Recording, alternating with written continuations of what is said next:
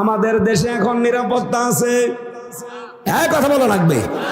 পরে রিমন নামে যে ছেলেটা আছে ফুটবল খেলে এখানে, ও কোনো কিছু শুনেইনি, না শুনে আমাকে মোটরসাইকেল দেখেছে না, মানে আমার এখানে ঘুষি মারে, এখানে রক্তপাত দেখছেন কী অবস্থা।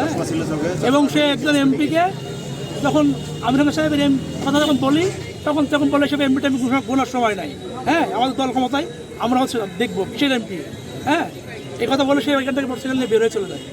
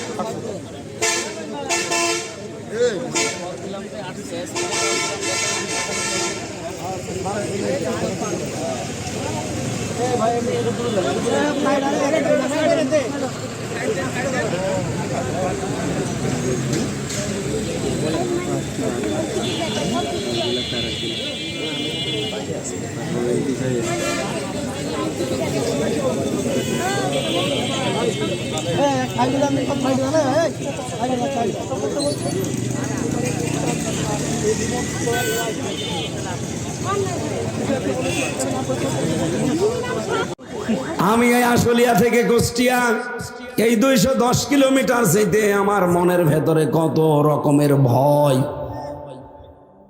কি আমি নিরাপদে যাবো এই গ্যারান্টি আমার আছে? নেই। কোরআনে কারীম জানিয়েছে ওয়ামান দাখালাহু কানা আমিনা। সূরা আলে ইমরানের 97 নম্বর আয়াতের মাঝের অংশে আছে রব্বুল আলামিন বলেন, আমার এই হারামের ভেতরে যারা প্রবেশ করবে আমি আল্লাহ তাদের নিরাপত্তা দিয়ে দেই। আওয়ালাম ইয়ারাউ ইলাল আরদি আওয়ালাম ইয়ারাল্লাযিনা, হে নবী আপনি কি দেখেননি ওই জায়গাটা হারামান আমিনাই ফায়াতাখাত্তাফুন নাসু মিন হাওলিহিম, আমার হারামের যে অংশটা এটা পুরাটাই নিরাপত্তা বেষ্টিত, অথচ এর আশপাশে তাকান সেখানে কিন্তু মারামারি, সেখানে কিন্তু বিভিন্ন রকমের অপকর্ম হচ্ছে। আমার হারামের এরিয়ার ভেতরে কোনো রকমের সমস্যা নেই, পুরা জায়গাটা নিরাপত্তা দিয়েছে কে? আমার প্রশ্ন, আল্লাহ হারামের এরিয়া প্রায় 2.5 কিলো 3 কিলোমিটার যারা গেছে, হারামের এরিয়া শুধুমাত্র আপনাদের এই মসজিদের এতটুকু না, 2.5-3 কিলোমিটার এরিয়া মিলে এ বিশাল এরিয়ার ভেতরে প্রবেশ করলে আপনি শান্তি স্বস্তি নিরাপত্তার চাদরে বেষ্টিত। এটা দিচ্ছে কি সরকার না আল্লাহ? কেন দিয়েছে? দুইটা জিনিস আল্লাহ বলেন সেখানে পাওয়া যায় না, এই জন্য আমি আল্লাহ এই জায়গাতে নিরাপত্তা দিয়ে দিয়েছি। 1 নম্বরে এখানে যে মানুষগুলো আসে ঈমান ছাড়া এখানে আসতে পারে না। কি কথা বলেন না কেন? আপনি লেখা আছে যেখানে মুসলিম ছাড়া গয়রে মুসলিম প্রবেশ করা নিষেধ, তার মানে ঈমান নিয়ে আপনাকে আসা লাগবে। 2 নম্বরে এই এরিয়ার ভেতরে আপনি কোনো শিরিক পাবেন না। কোরআনে কারীমের সূরা আনামের 82 নম্বর আয়াতের পরেরটা দেখবেন, আল্লাহ পাক বলেন আল্লাযীনা আমানু ওয়া লাম ইয়ালবিসু ঈমানাহুম বিযুলমিন উলাইকা লাহুমুল আমন। যারা ঈমান আনার পরে তাদের ঈমানের সাথে জুলুম মিশ্রণ করে না, এখানে জুলুম মানে শিরিক, তারা জুলুম এবং শিরিককে তাদের ঈমানের সাথে মিশ্রণ ঘটায় না, উলাইকা লাহুমুল আমন। আল্লাহ মনে হচ্ছে এইভাবে করে দেখাচ্ছে যে এই মানুষগুলোই নিরাপত্তার হকদার। আমার প্রশ্ন হচ্ছে, বাংলাদেশের 56,000 বর্গ মাইল কি কাবা শরীফ? বলেন বলেন। এরিয়াকে যদি এখন নিরাপত্তার বেষ্টনী দিতে হয়, বাংলাদেশে শিরিক করা চলবে? আরো জোরে বলেন। শিরিক আমরা যারা করছি না, করব না, কেউ যেন না করে। 2 নম্বরে, আমাদের ইমানের সাথে অন্তত যেন কোনো জুলুম এবং শিরিক মিশ্রণ না ঘটে। এই কথা প্রতিদিন আপনার মুখ দিয়ে আল্লাহ কত শতবার বের করে নেয়। বল যে আমি মুশরিক না, আমি শিরিক করি না। এই কথাটার উপরে আপনি অটল থাকতে পারলে আল্লাহ আপনার উপরে খুশি হয়ে যাবে। কারণ সব গুনাহ আল্লাহ মাফ করে দিলেও দিতে পারে, শিরিক মাফ হবে না। এত বড় জুলুম এটা আল্লাহর সাথে। তাহলে শিরিক করে আপনি ভয় পাচ্ছেন না দেশে, আর আমি আল্লাহর একাত্মবাদ প্রতিষ্ঠা করতে গিয়ে ভয় পাবো। আপনি মনে করেন, কি মনে করেন আপনি?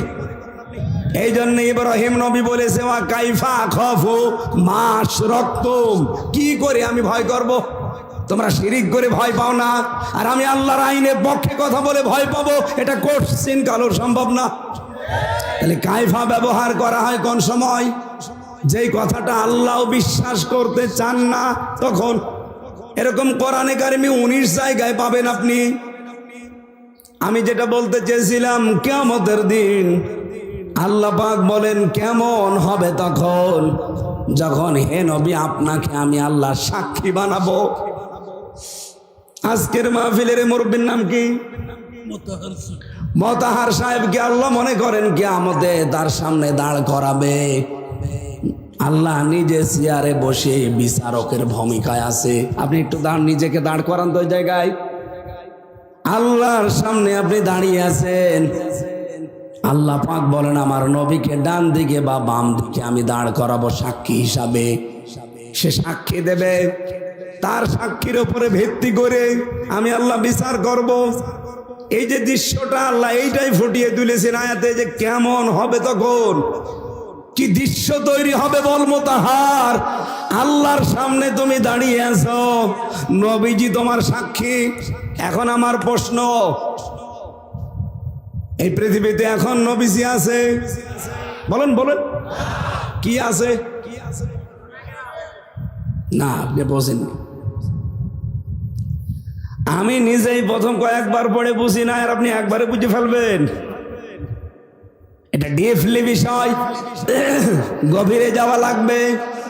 এবার আপনাদেরকে আমি যে আয়াত পড়েছিলাম, আমি আয়াতের তাফসিরের দিকে যেতে চাচ্ছি এই একটা মাত্র কারণে। আমি আগে 4টা একটু বলে নেই, টাচ দেই। নবীজিকে আল্লাহ সাক্ষীদাতা, সুসংবাদদাতা, ভীতি প্রদর্শনকারী, ডাক নেওয়ালা এবং উজ্জ্বল প্রদীপ করে দুনিয়ায় পাঠিয়েছিলেন। এই 5টা নাম আল্লাহ কাফেরদের দেওয়া নামের এগেনস্টে ব্যবহার করেছেন। বলেন সুবহানাল্লাহ। তার প্রথম নামটা তিনি সাক্ষীদাতা। যেহেতু তিনি এখন নেই, সাক্ষী দেওয়া লাগে দেখে দেখে। যদিও আমাদের দেশে অনেকে না দেখেও সাক্ষী দেয়।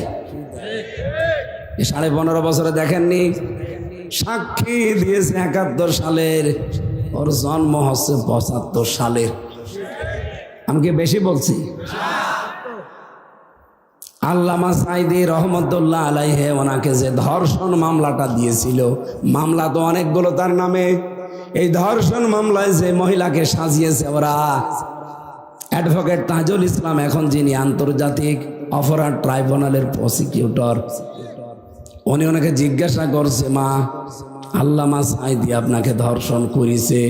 জি। আপনার জন্ম কত সালে? বলছে 1975 সালে। উনি ধর্ষণ করেছে আপনাকে 71 সালে, আর আপনার জন্ম 1975 সালে। ওটাকে রুহের জগতে। উনি ওই দিনই বলেছিলেন, মাননীয় বিচারক, মাননীয় আদালত, আপনি একটু দেখেন তো মেলে কিনা। তো বিচারপতি তো কালামানিক, বিসি উড়ে গেছে। এমনি তো বিসি ওড়ে নাই। এই শয়তান ওই দিন বলেছিল, না, সাক্ষী যাই হোক না কেন, রায় সব বানানো আছে। এই চলছিল। সাক্ষী দেওয়া লাগে দেখে দেখে, না দেখে সাক্ষী হয় না। অথচ আমার মামলারও 4 জন সাক্ষী ছিল, আমি একটাকেও জীবনে দেখি নাই, তারাও আমাকে দেখে নাই। আন্দাজে আগস্টের 5 তারিখের আগে তো কিছু বলতে পারি নাই। 5 তারিখের পরে একবার সে বললাম যে দাদা হিন্দু গৌতম মিষ্টি বিক্রি করে, যে একদিন বললাম দাদা সাক্ষী তো দিলেন আদালতে আমার বিরুদ্ধে যে এ হচ্ছে বাংলাদেশে কি আনসারুল্লাহ বাংলা টিমের প্রধান, সত্যি করে বলেন তো আনসারুল্লাহ বাংলা টিম আপনি কিছু বোঝেন? বলছেন না। আপনি আমারে দেখেছেন কোনোদিন? বলছেন না। কিভাবে কি বললেন? আমারে টাকা দিয়েছিল আর বলেছিল এটা বলবি, বলে দিয়েছি। এই ছিল সাক্ষী। কিন্তু মোতাহার সাহেব যখন আল্লাহর সামনে দাঁড়াবে, আল্লাহ নিজে বিচারপতি, যে সাক্ষীটা আল্লাহ হাজির করবে এখানে, যেহেতু রসুলের নাম আছে, রসুল তো আমাদের কাছে নেই, মোতাহারের কাছেও নেই, সাক্ষী দেবে কি করে বলেন? আমি আলেমদেরকেও বলছি, বলেন তো দেখি সাক্ষী দেবে কি করে? সাক্ষী তো দেয় সেই লোকটা যে দেখে, উনি তো দেখেইনি, 1500 বছর আগে উনি বিদায় নিয়েছে, কি করে সাক্ষী দেবে? আয়াতের আধুনিক তাফসির দেখবেন। এই জন্যে আমি তাফসির মাহফিলে আলেমদেরকে আসতে বলি, আপনি আধুনিক তাফসির দেখবেন। নবীজি এই হাদিস আমি যেটা পড়েছিলাম, আনা খাতামুন নাবিয়্যিন লা নাবিয়্যা বাদি, আমি শেষ নবী, আমার পরে কোন নবী রাসূল দুনিয়ায়। বলেন বলেন। কিন্তু হ্যাঁ, হাদিসটা শেষ হয়নি, এখনো 3-4 লাইন আছে। নবীজি বলেন আল উলামা ওয়ারাসাতুল আম্বিয়া, এ পৃথিবীতে যারা আলেম তারা আমি নবীর ওয়ারিস, উত্তরাধিকারী, নায়েবে রাসূল। আমি বিদায় নিলাম ঠিক, কিন্তু আমার নায়েব রেখে গেলাম, আমার স্থলাভিষিক্ত। এই আলেমরা যখন থাকবে, ওই জামানায় যে উম্মত উল্টাপাল্টা কাজ করবে, আলেমরা হবে তার সাক্ষী। সুতরাং হাফিজুর মাওলানা নামের আগে আলেম লেখা আছে, উনি এলাকায় যারা বসবাস করেন তাদের জন্য কিয়ামতের দিন উনি সাক্ষী হবে। ওনাকে আল্লাহ তার ডান পাশে বাম পাশে দাঁড় করাবে, জিজ্ঞাসা করবে হাফিজুর এই লোকটা কেমন ছিল বল, যেহেতু রসুল নেই উনি রসুলের নায়েব। এই কথা বলছেন না কেন? এখন হাফিজুরের মতো যারা মাওলানা আমরা আছি, বগল বাতাসি কাজ হয়েছে, যার তার বিরুদ্ধে বলবো। এখন মাওলানা আবার মাওলানার মতো হওয়া লাগবে তো।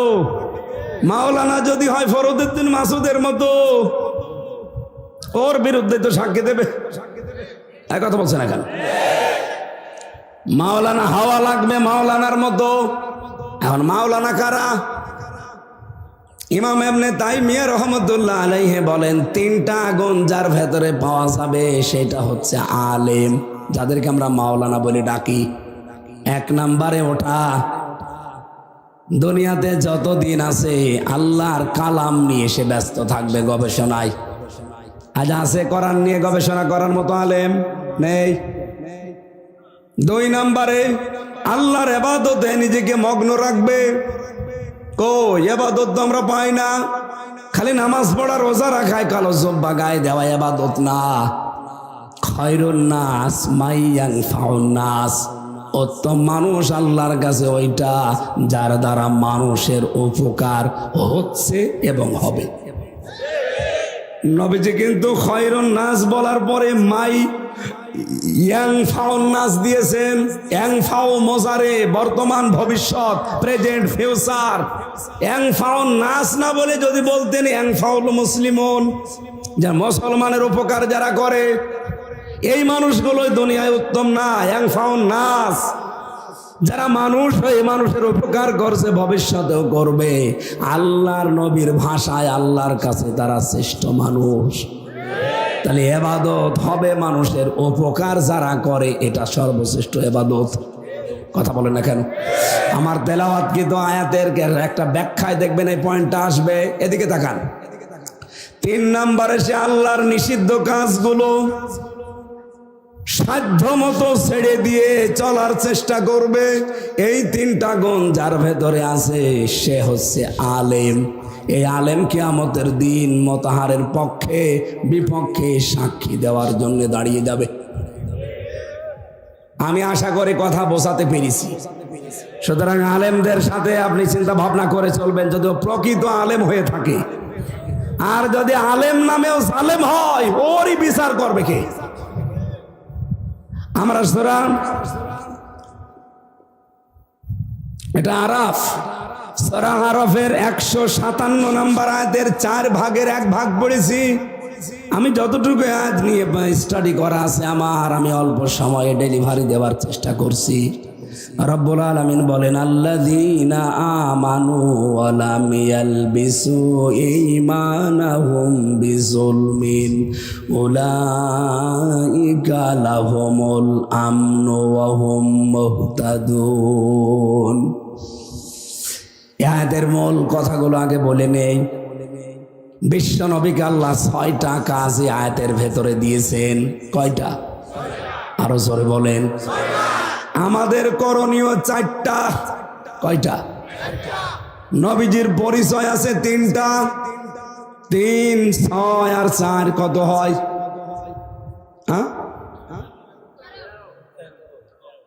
13টা বিষয় আছে আজকের আয়াতে।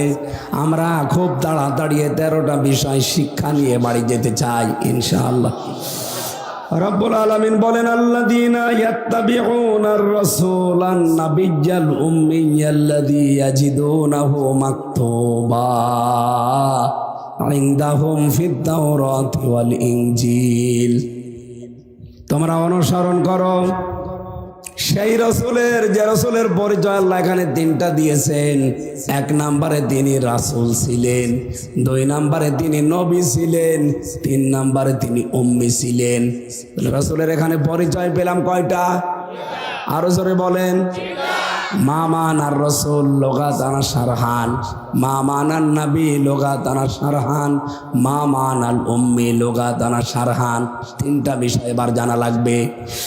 রাসূল কাকে বলে, নবী কাকে বলে, উম্মি কাকে বলে? 1 নম্বরে যেহেতু তার প্রথম পরিচয় তিনি রাসূল, তিনি কি? তিনি রাসূল কি শুধু আরব জাহানের জন্য? আরো জোরে বলেন। বলিয়া আইয়ুহান নাসু ইন্নী রাসূলুল্লাহি ইলাইকুম জামিআ। নবী আপনি বলেন, তামাম পৃথিবীর সব মানুষের জন্য আল্লাহ আমাকে রাসূল করে পাঠিয়েছেন।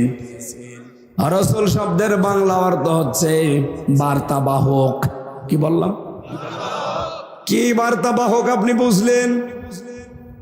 উনি যে বার্তাগুলো নিয়ে এসেছিলেন, ওই বার্তাবাহকের কথা এখানে পরিচয় দেওয়া হচ্ছে। আপনি যদি রাসূলুল্লাহকে অনুসরণই করতে চান, রাসূলের যত বার্তা দুনিয়ায় এসেছে এই বার্তাগুলো আপনাকে মানা লাগবে। এই জন্য বিশ্ব নবীকে আল্লাহ 40 বছর থেকে 63 এই 23 বছরের দিকে তাকিয়ে দেখবেন 1টা মিনিট সেকেন্ড এদিক ওদিকে হতে দেননি। কি করে সংরক্ষণ করা লাগবে সেই ব্যবস্থা আল্লাহ করে দিয়েছেন। যখন ওনার বয়স 25, 40 বছরের একজন মহিলার সাথে আল্লাহ তার বিবাহের ব্যবস্থা করলেন। আল্লাহ যদি ওই সময় ওনার বয়স 25, 16 বছরের মেয়ে বিবাহের ব্যবস্থা করতেন, আল্লাহর নবী ওই সময় টিকে থাকতে পারতেন না। কারণ 40 বছরে নবী হওয়ার পরে যতগুলো দায়িত্ব তার উপরে এসেছে, এই দায়িত্ব পালন করতে হলে ফিরি সময় লাগে। হযরতে খাদিজাতুল কুবরা যেহেতু এর আগে 2 বার 3 বার সংসার করা মানুষ, তিনি পরিপক্ক, তিনি বাস্তবতা বোঝেন। তার চাহিদাও আল্লাহর ওই পর্যায়ে রাখেননি।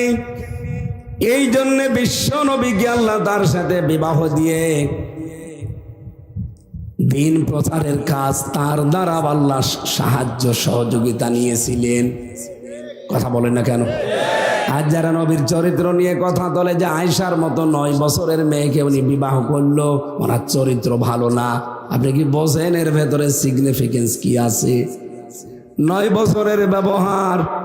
বাচ্চাকে তিনি বিবাহ করেছিলেন, তখন ওনার বয়স 53 বছর। এমনি করেন নাই, কারণ ছিল এই, কারণ আল্লাহর নবী মুহাম্মদুর রাসূলুল্লাহ এমনিতেই বাইরের জীবন আমরা অনেকেই জানি, কিন্তু তার ব্যক্তিগত লাইফ স্টাইল, কিভাবে তিনি লেপের নিচে থাকেন, কিভাবে স্ত্রীর সাথে থাকেন, কিভাবে একেবারে পারিবারিক জীবনটা ব্যবহার করেন, এটা জানা অনেকের দ্বারা সম্ভব না। অথচ আল্লাহ এর আগেই নাজিল করে জানিয়ে দিয়েছেন, লাকাদ কানা লাকুম ফি রাসূলিল্লাহি উসওয়াতুন হাসানা, অবশ্যই তোমাদের জন্য আমার রাসূলের জীবনের ভেতরে মহত্তম আদর্শ আছে। ওনার জীবনটা শুধুমাত্র 1 থেকে 40 না, 40 থেকেও 63। এই জীবনটা আপনাকে সরাসরি জানতে হলে এর একটা মিনিট সেকেন্ডে যেন এদিকে ওদিকে হারিয়ে না যায়। এই জন্য এমন একজন মানুষ সংরক্ষণের জন্য দরকার, যিনি সব সময় সাথে থাকতে পারেন, যিনি মেধাবী, তীক্ষ্ণ বুদ্ধি সম্পন্ন হওয়া লাগবে। আর সেইটাই ছিলেন হযরতে আয়েশা সিদ্দিকা। একটা সেকেন্ডটা তিনি বাদ দেননি। কত হাদিস তিনি বর্ণনা করেছেন নবীজির ব্যক্তিগত জীবন নিয়ে। হযরতে সাদ বিন হাশিম রাদিয়াল্লাহু রাহমাতুল্লাহ আলাইহি, সাদ বিন হাশিম ইনি একজন বুজুর্গ তাবী ছিলেন। হযরতে আয়েশার কাছে এসে বললেন, হে মা, আমি রাসূলকে দেখি নাই, কিন্তু বিশ্বনবী কেমন ছিলেন আপনি একটু বলেন দেখি। হযরতে আয়েশা ডাক দিয়ে বলে, সাদ, তুমি কি কোরআন শরীফ পড়নি? আওয়ালাম তাকরাউল কোরআন? উনি বললেন, হ্যাঁ, আমি তো কোরআন পড়ি। হযরতে আয়েশা বলেন, কানা খুলুকুল কোরআন, এই পড়া কোরআনটাই হচ্ছেন আমার নবীর চরিত্র। বলেন সুবহানাল্লাহ। হযরতে আয়েশা যদি এ বয়সে তার স্ত্রী হয়ে না যেতেন, আমরা তার লাইফ স্টাইল, বাস্তব এবং গোপন অনেক বিষয় উম্মত হিসাবে জানতেও পারতাম না, নিজের জীবনে মানতেও পারতাম না। বিশ্বনবীকে আল্লাহ যত বার্তা দিয়েছিলেন, সব বার্তাগুলোকে আল্লাহ সংরক্ষণ করেছেন এই 13টা স্ত্রীর মাধ্যমে। এখানে আমি বিস্তারিত লিখেছিলাম, কিন্তু ব্যাখ্যায় যাওয়া সম্ভব হচ্ছে না, আমি 11টায় শেষ করব। 2 নম্বরে তিনি নবী ছিলেন। নবী মানে বলেন নবী মানে সাংবাদিক। সাংবাদিক বলা না, সংবাদ, এখান থেকে সাংবাদিক। নবী শব্দটা এটি ইংরেজি আপনি নিয়ে যান, নিউজ, NEWS। আমি একটু মিলিয়ে দেখলাম যে নিউজ লিখতে যে 4টা ইংরেজি অক্ষর লাগে। কেন লাগে? N দিয়ে নর্থ, E দিয়ে ইস্ট, S দিয়ে সাউথ, W দিয়ে ওয়েস্ট। আপনি মিলিয়ে দেখেন এই 4টা শব্দ যদি এক জায়গায় করেন, পৃথিবী আর বাকি থাকে না। তার মানে তামাম পৃথিবীর যত সংবাদ আল্লাহ পাক আমার নবীজিকে দিয়ে পাঠিয়েছেন। তিনি উম্মি ছিলেন। এমনিতেই স্বাভাবিকভাবে আমাদের মতো কলেজ, বিশ্ববিদ্যালয়, মাদ্রাসায় লেখাপড়া করেননি। ওনাকে যিনি পড়িয়েছেন সরাসরি শিক্ষককে। এই পৃথিবীতে 2 জন মানুষের শিক্ষক শুধুমাত্র আল্লাহ। একজন আমাদের নবী, আর একজন হযরতে আদম আলাইহিস সালাম। রব্বুল আলামিন ওই কথাটা এখানে তুলে ধরলেন যে তোমাদের যে নবীর পরিচয় দিলাম, এই পরিচয় তোমরা পাবে কোথায় জানো? ইনদাহুম ফিত তাওরাত ওয়াল ইনজিল। তাওরাত এবং ইনজিল যেটা এখন তোমাদের কাছে আছে, এটা যেমন তেমন ভাবে না, লিখিত অবস্থায় পাবে, মাকতুবান। আমি এই মাকতুবান শব্দের ব্যাখ্যাটা পড়ছিলাম, কেন আল্লাহ মাকতুবান দিলেন। আজ ইহুদি খ্রিস্টানরা, তাদের কাছে ইনজিল আছে, তাদের কাছে তাওরাত আছে। আমি বাইরের দেশে গিয়ে যখন ইহুদিদের সাথে মিশেছি, জিজ্ঞাসা করি যে আপনার নাম কি? চেহারা দেখলে বোঝার কায়দা নেই যে ইহুদি। এত বড় বড় দাড়ি, বিশাল পাগড়ি মাথায়, আমার চাইতে বড় জুব্বা গায়, ধবধবে চেহারা, দেখলে মনে হবে যে আসমান থেকে মনে হয় কেবল নেমেছে। নাম জিজ্ঞাসা করলে এমন একটা নাম বলে, নামের তালিকা দেখলে আমি বলি না, এটা ইহুদি। কনফার্ম হওয়ার জন্য যদি বলি যে আপনার নবীর নাম কি, হোয়াট ইজ ইউর প্রফেট, তখন বলে জোসেফ। কি বলে? জোসেফ মানে মুসা আলাইহিস সালাম। ইহুদিরা কাকে মানে? খ্রিস্টানদের সাথে মিশেছিলাম, জিজ্ঞাসা করলাম যে আপনার নাম কি। নাম শুনি আমি নামের তালিকা যেহেতু জানি যে খ্রিস্টানদের নাম এরকম হয়, নাম শুনে বুঝে ফেলেছি যে মুসলমান না খ্রিস্টান। কনফার্ম হওয়ার জন্য যে হোয়াট ইজ ইউর প্রফেট, নবীর নাম কি, তখন বলে যিশু। যিশু মানে ঈসা আলাইহিস সালাম। আপনি লিখিত অবস্থায় তাদের তাওরাতে, তাদের ইনজিলে যেটা তারা মাইনে চলে, যদিও তারা পরিবর্তন করে ফেলেছে, এই সমস্ত বাইবেলে, ওল্ড টেস্টামেন্ট, নিউ টেস্টামেন্টে লেখা আছে, দেখবেন আমাদের নবীর নাম যদি 99 জায়গায় থাকে, মুসা নবী, ঈসা নবীর নাম এক জায়গায় আছে। আল্লাহ বলেন ইনদাহুম ফিত তাওরাত ওয়াল ইনজিল, তোমাদের কাছে যে তাওরাতের ইনজিল আছে, এখানে আমি যেমন তেমন না, লিখিত অবস্থায় নবীর ওই পরিচয়গুলো তুলে ধরেছি। ইয়াতি মিন বাদি ইসমুহু আহমদ, তোমাদের পরে একজন আসতেছে যার নাম হবে আহমদ, আমরা যাকে মোহাম্মদ বলে ডাকি সাল্লাল্লাহু। রব্বুল আলামিন বলেন এই নবীজির পক্ষে এখন কাজ করা লাগবে। উনি এই দুনিয়ায় 6টা কাজ করেছিলেন। 1 নম্বরে ইয়ামুরুহুম, তিনি তোমাদেরকে আদেশ দিয়েছেন বিল মারুফ, সৎ কাজের, ওয়া ইয়ানহাহুম আনিল মুনকার, তোমাদেরকে তিনি অন্যায় কাজে বাধা দিয়েছেন। বাংলা অর্থ ঠিক আছে? কথা বললেন না? না ঠিক নেই। এখানে আলেমরা বসে আছে না, কোন দিকে তাকাচ্ছেন হানিফ ভাই? আপনার জন্য এবার বলছি, খেয়াল করে শোনেন। আমি বললাম না গতানুগতিক কথা বলি না, আমি যা বলি ওখান থেকে একটা বাস্তব কিছু শিক্ষা দেওয়ার চেষ্টা করি। এবার আলেমদের লাগবে এই জায়গায়, আমি শেষ করে দেব।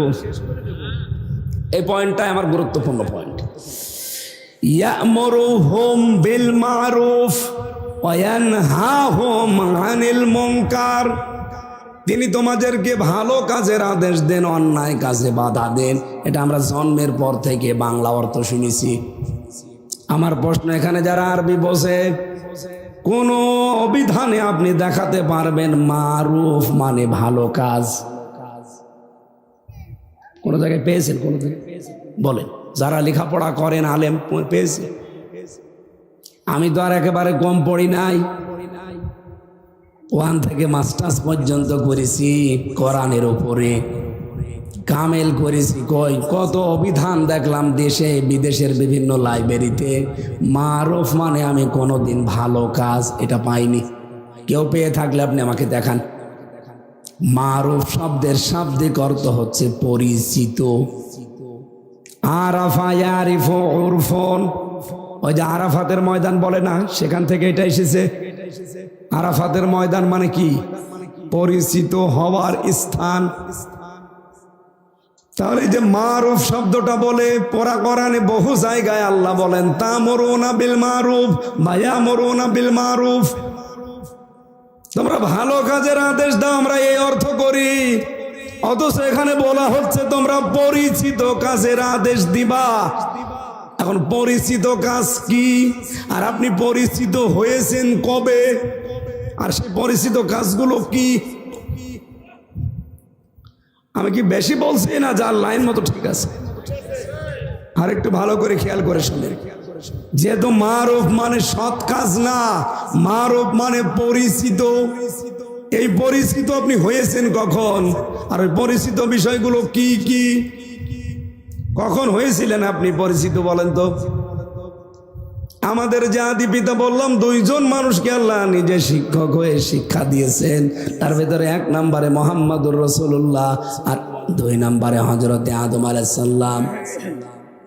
ওনাকে আমার আল্লাহ যেদিন বানিয়েছেন, ফেরেশতাদেরকে যে বলেছিলেন যে তাকে সেজদা দাও, কেন দেবে সেজদা? আল্লাহ তার আগে তাকে এমন কিছু শিক্ষা দিয়েছেন।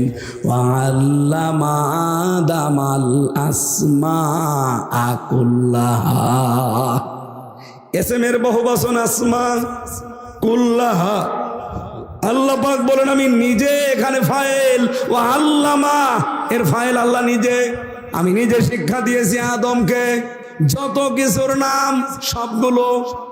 আমরা অনেকেই মনে করি নাম মানে এখানে আলু, পটল, ঝিঙা, বেগুন এগুলো নাকি, বলেন বলেন। আমরা কিন্তু এইটাই জানি যে ওই দিন সব জিনিসের নাম আল্লাহ তাকে শিখিয়ে দিয়েছে একবারে। ফেরেশতাদের জিজ্ঞাসা করেছে, ফেরেশতারা পারেনি। আদমকে জিজ্ঞাসা করেছে, সব বলে দিয়েছে। এই কারণে সেজদা দিতে বলিস না। গভীরভাবে চিন্তা করেন এই আয়াতের শব্দগুলো নিয়ে। আল্লাহ পাক কেন তাকে সেজদা দেওয়ার জন্য বলেছিলেন? কারণ তাকে এমন কিছু শিক্ষা আল্লাহ দিয়েছেন। এখানে গুরুত্বপূর্ণ ক্লাস, যেহেতু এই ক্লাসে আল্লাহ আলু, পটল, ঝিঙা, বেগুন, কচু এগুলো শিখাতে পারে না। আমার প্রশ্ন হচ্ছে, এদিকে তাকান, এখানে সরাসরি শিক্ষককে, আরো জোরে, ছাত্র আদম। অনেকে সাধারণ মানুষ না নবী? আরো জোরে বলেন। তাম পৃথিবীতে যত মানুষ আসবে কিয়ামত পর্যন্ত সবার উনি কি? পিতা। আরো জোরে বলেন। সরাসরি শিক্ষক আল্লাহ, ছাত্র নবী, আর জায়গা যেটা ক্লাস কোথায়? জান্নাতে। আপনি কি বাস্তবতা কিছু বুঝলেন? এখানে ক্লাসরুম এমনি এমনি ক্লাস করা লাগে না। ক্লাস 1 এর, ক্লাস 2, 3, 4 এর ক্লাস। আর যারা গবেষণা করে, পিএইচডি হোল্ডার, যারা এফসিপিএস, এফআরসিএস করছে গবেষণায়, তাদের ওই ক্লাস 1। বলেন বলেন। আমি বাইরের দেশগুলোতে গেলে আগে লাইব্রেরিতে যাই। মালয়েশিয়ার ইন্টারন্যাশনাল ইসলামিক ইউনিভার্সিটির লাইব্রেরিতে গিয়েছিলাম। বিশাল, এখানে যে গবেষণাগার আছে, যারা এখানে ডক্টরেট করছে, পিএইচডি করছে, ওদের গবেষণাগারে যে সমস্ত সরঞ্জামাদি, যে সমস্ত যন্ত্রপাতি, গবেষণা করার জন্য যে সমস্ত মাল ম্যাটারেস আছে, আমাদের বাংলাদেশে কোনো বিশ্ববিদ্যালয় একটাও আমি পাইনি।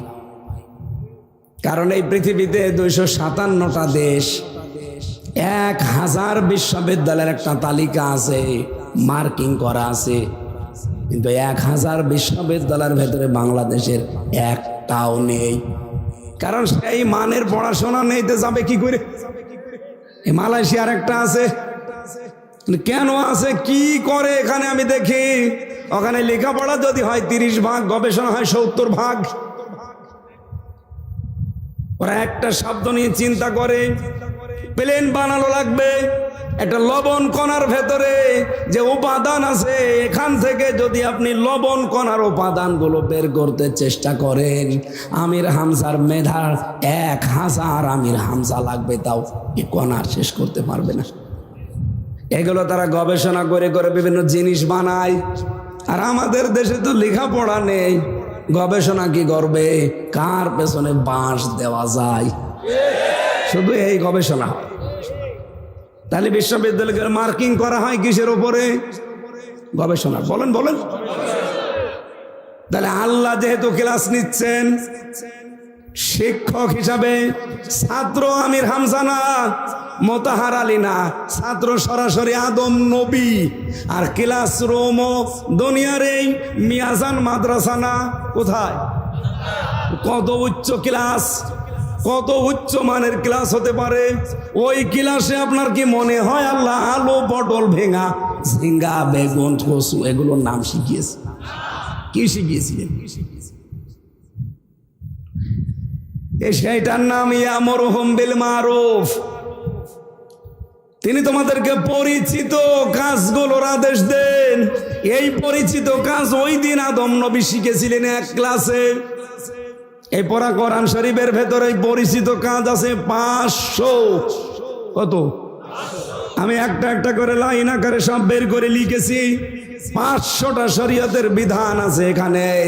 ওই এক ক্লাসে আল্লাহ তাকে শিক্ষা দিয়েছিলেন।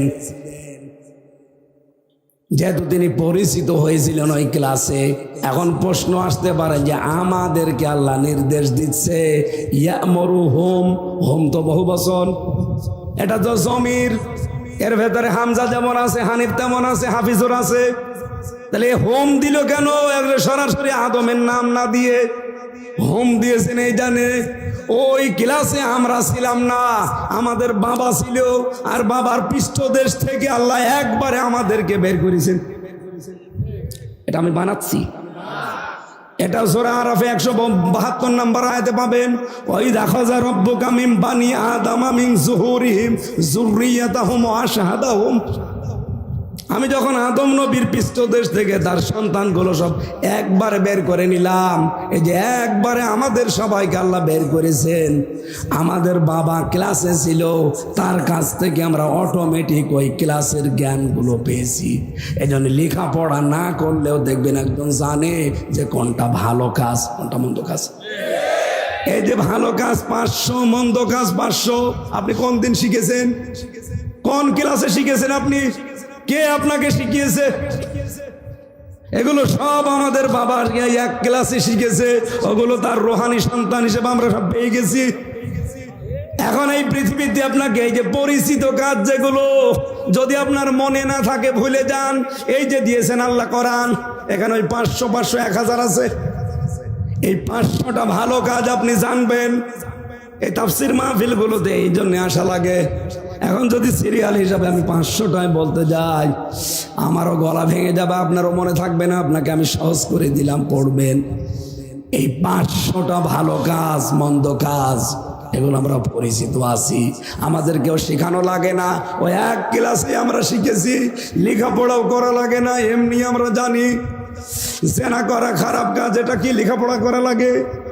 চুরি করা খারাপ কাজ, লেখাপড়া করা লাগে? কবে শিখেছেন? ওই ক্লাসে। যেহেতু ওটা গবেষণা ধর্মী ক্লাস ছিল, গুরুত্বপূর্ণ ক্লাস, একবারও ক্লাসে আমরা যা পেয়েছি দুনিয়ায় এসে শুধু ঝালাই করব, মিলাবো, মনে করব, আর দুনিয়াতে আমরা বাস্তবায়ন করব। তাহলে আমাদেরকে এই পরিচিত কাজের আদেশ করা লাগবে, ওয়ানহাহুম আনিল মুনকার, আর নিষেধ করা লাগবে অন্যায় কাজের। মুনকার শব্দের শাব্দিক অর্থ যেটা আপনার বিবেক মেনে নেয় না। আল্লাহ যেহেতু নাহা শব্দটা দিয়েছেন, নাহা মানে শুধু নিষেধ করা না, নাহা মানে বাধার প্রাচীর তৈরি করা।